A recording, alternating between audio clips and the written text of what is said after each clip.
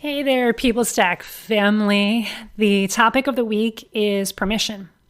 Permission to upgrade your tech career. Permission to fix your tech career. Permission to build your dream career.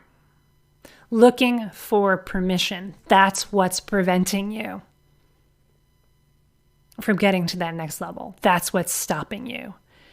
And I talked about it more in general in the last episode as far as what do I mean by that?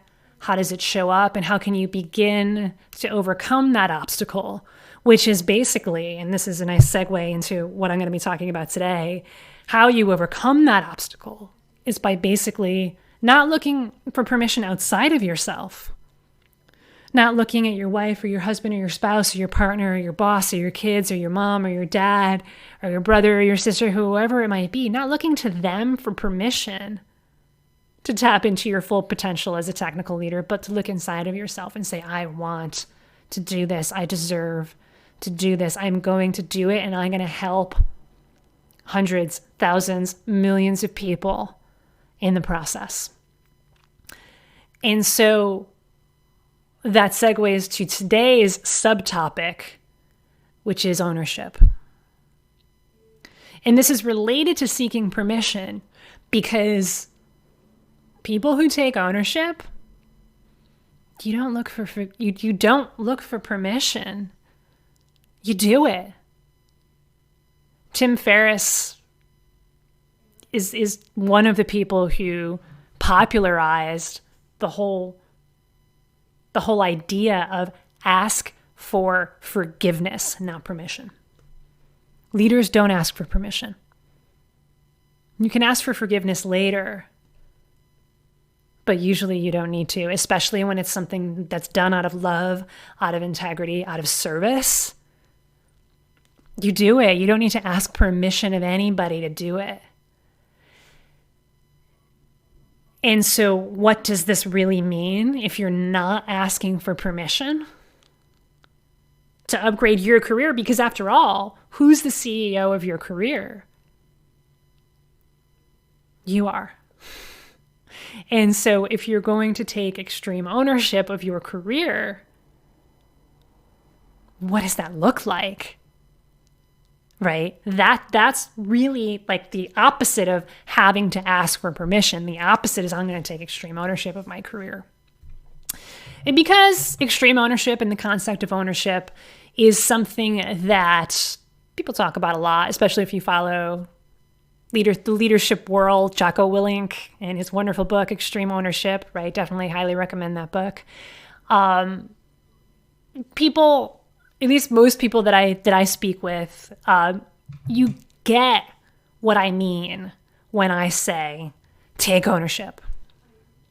And everybody has their own take on it, right? But we can all agree that it's essentially taking the actions that are necessary in order to have the impact that you want to have, and approaching that action taking from a place of there's no excuses, there's no whining, you get it done. And also if you were to kind of expand it out past yourself, which is kind of the point, right, is that if your team screws up, that's on you. There's no bad teams, only bad leaders. So if your team screws up, you take ownership for that. So if you were to apply this to your career, right, no excuses, no whining, you figure it out. And it's all on me. Everything that's in your career right now, everything that's happening and that isn't happening in your career right now, it's because of you. You created it. Or didn't, as the case may be. And, I talked about this a lot, and even every time I say it, it has that twinge of like, oh, that's a tough pill. That's a real tough pill to swallow.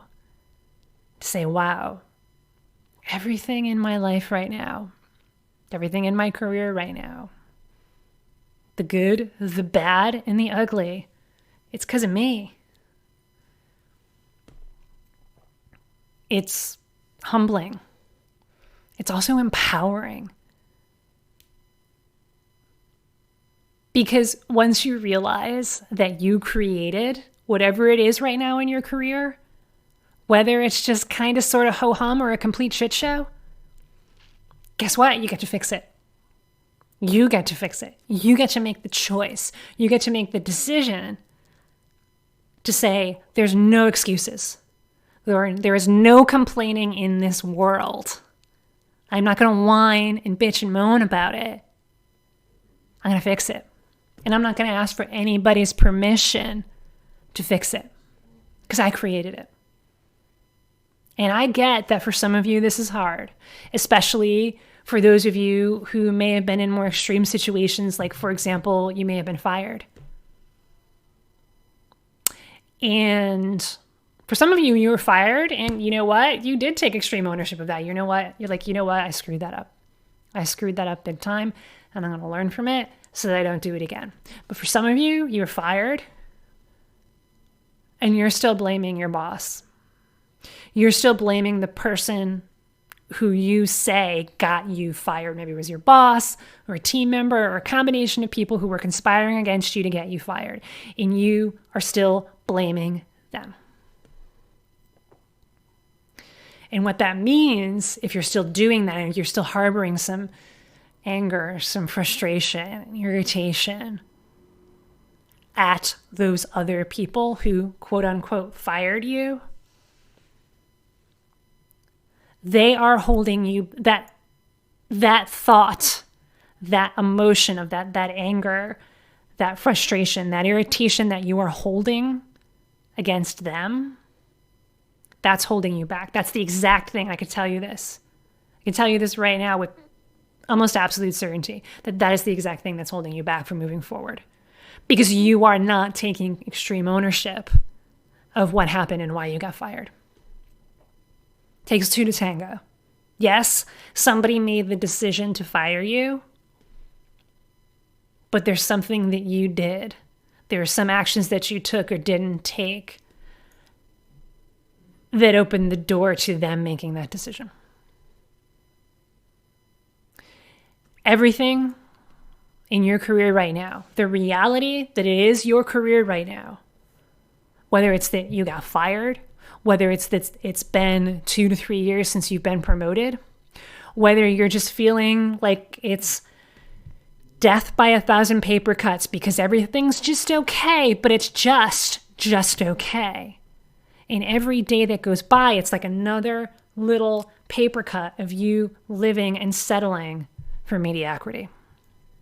Whatever the reality of your career right now, you created it. And I say that with a smile for those of you who are listening on the podcast. I say that with a smile because there's the moment when you say, let's move forward. Let's fix this once and for all. I'm not going to blame anyone else. I'm not going to make any other excuses because this is on me. It's on me to fix it, no one else. And so this is what extreme ownership really means and what it really looks like in the context of your career. So that's what I really want to get across is most people have this intellectual understanding, this surface level understanding of what taking extreme ownership in your tech career looks like and feels like.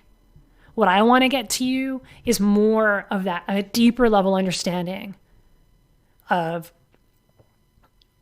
the strategic perspective that taking extreme ownership of your career means, but then also what it means on a day-to-day basis. So from a strategic perspective, it means taking a look and taking stock, which is what I've been encouraging you to do this is where you are right now. Whatever your career is right now, I'm encouraging you to take stock. Where are you in your career right now? What's working and what's not working? Take ownership of it. And in order to take ownership, you got to get clarity first. What is working? What is not working? What don't you have that you want? So sometimes I'll ask clients, well, what's not working for you in your career right now? And they say, well, I don't know. but et cetera, et cetera, et cetera. And I want to become VP in the next 5 years. And I figured that I'd be there already. So that's what's not working for you in your career right now. You want to be VP and you're not there yet, right? You don't have to overcomplicate it. It's what do you want in your career that you don't have right now? What do you aspire to? What do you know that you have the potential to create in your career that you haven't created yet? What's not working in your career right now? Get a real clear perspective of that. That's that strategic, 30,000 foot view. And then down to the day-to-day, right? It's taking a look in the mirror and saying, all right, what did I create? What shitstorm did I create in my career? And then what can I do today to start to fix that? What excuses have I been falling back on? Oh, it was my boss's fault. Oh, it's my organization's fault. There's just not opportunities for advancement where I am. They're just not there. I was talking to actually a few different prospective clients lately. And when I asked them what wasn't working in their career right now, all of them were very new to the organizations that they're working for within the first 3 to 6 months. Like they just got the job 3 to 6 months ago and they're very new. And they basically said, well, I don't know this organization enough yet. So I can't tell you what's not working. I don't know. So therefore, I guess everything's working. Sort of shows up like that. But what they're doing there is you're using I don't know as an excuse. Because I don't know is exactly what's not working in your career right now. Right? You don't have clarity around what's next, what's possible. Like it's an excuse to stall, right? What excuses are you using? This gets down to the nitty-gritty, right? On a day-to-day basis. What excuses are you telling yourself on a day-to-day basis that are keeping you from taking action? Oh, I want to wait until next month. Oh, I want to wait until I've worked here for a year. Oh, I want to wait until I get my MBA. There's a good one. It's a stall tactic. That's an excuse. I can't get a VP. I can't get to VP without having my MBA. That is complete and total bullshit, my friends. You do not need an MBA in order to become a vice president of engineering. It's just not true. You don't need it. Can it help? Maybe. But is it needed? No. That's just the excuse that you're telling yourself to stall so that you don't have to do the hard things that are going to be necessary in order to actually get that promotion. And trust me, I know that for a lot of people, getting an MBA, getting a PhD is way easier than having the series of conversations with your boss so that you can promote yourself and get your boss to advocate for you so that your boss, she or he, helps you get that promotion. For a lot of people, going to school for a year, 2 years, 4 years, and work to get more letters after your name is way easier than the promotion path, than taking the direct actions that are necessary. And you're just using that as an excuse. So that's really what taking extreme ownership of your career means. What excuses am I telling myself that are keeping me from taking the direct actions that are necessary in order to get to that next level in my career? And don't say, well, I don't know. If you say I don't know, that's the excuse. That means you don't have clarity. You're not sure. You're not sure how. You figure it out. You figure out how. Don't stay stuck in I don't know. Don't stay stuck in I need to think about it. I need to gather more information before I can fully understand and fully appreciate the problem. The problem is you don't know. So find out how. Find out how to get there. And gather information that is going to put you into action. That's not just going to, add to the proverbial virtual pile of stuff that is living on your desktop, that is living in your documents folder, that may be living in your closet. You know what I'm talking about.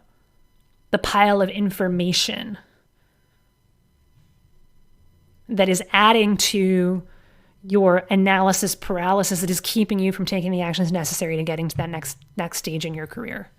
That's what taking extreme ownership means. And the last thing that I will leave you with, what does taking extreme ownership in your tech career mean? It means having the hard conversations.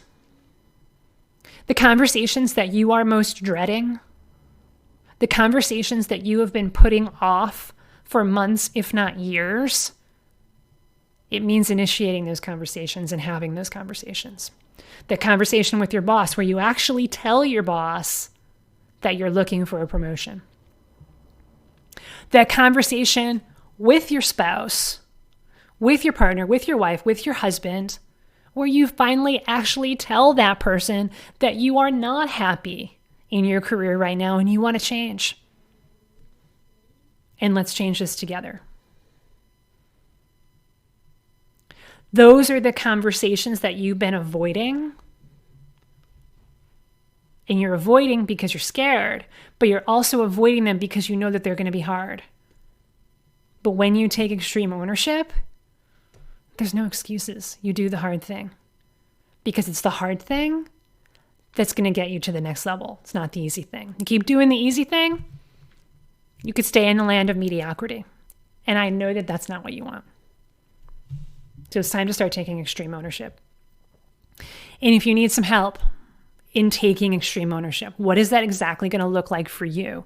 What are the actions? What are the conversations, specific conversations that you need to take to get to that next level in your tech career? If you need help with that, it's time to book a call with us. thepeoplestack.com/book. We will help you take a look in the mirror. We will help you get absolutely clear on what taking extreme ownership and not looking for permission from anyone looks like in your career, with your team, with the relationships that you have, and for the dream that you want to build. So book a call with us today, thepeoplestack.com/book. The message of the day is take extreme ownership over your tech career because no one else is going to do it for you. Talk to you again really, really soon.